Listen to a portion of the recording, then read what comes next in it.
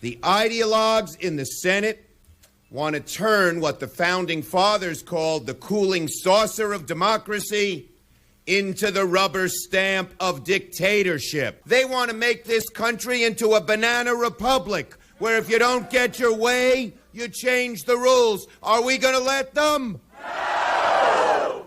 It'll be a doomsday for democracy if we do. If Republicans continue to hijack the rules of the chamber to prevent action on something as critical as protecting our democracy, then the Senate will debate and consider changes to the rules. They want to make this country into a banana republic, where if you don't get your way, you change the rules. If Senate Republicans continue to abuse the filibuster to prevent this body from acting, then the Senate must adapt. They want, because they can't get their way on every judge, to change the rules in midstream, to wash away 200 years of history.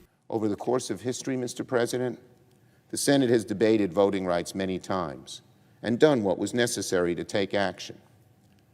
But rarely did our predecessors face the sort of malice that now confronts our democracy from within. And one final point, the arguments from the other side, they're saying federalize the elections. That's in the Constitution, that federal elections can be determined by federal legislation. That's what some of our great post-Civil War amendments were all about. That's what the history of voting rights legislation has been about. When state legislatures, for reasons often bigoted and racist, said people couldn't vote for one reason or another or stopped them from voting, the Congress stepped in. That's nothing new.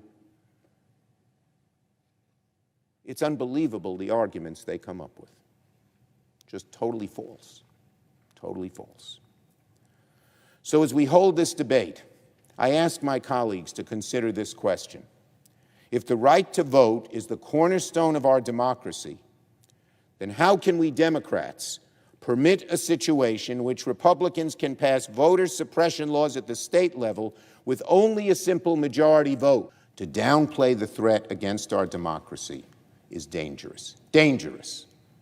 We have seen this in history forever. When people try to subvert democracy, when they use threats of violence to do so, if good people don't stand up, the democracy can wither.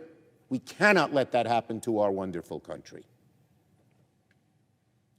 There is no better way to heal the damage of January 6th than to act so that our constitutional order is preserved for the future. If we do not act to protect our elections, the horrors of January 6th will risk becoming not the exception, but the norm. The stakes could not be higher, so we are going to move forward. I yield.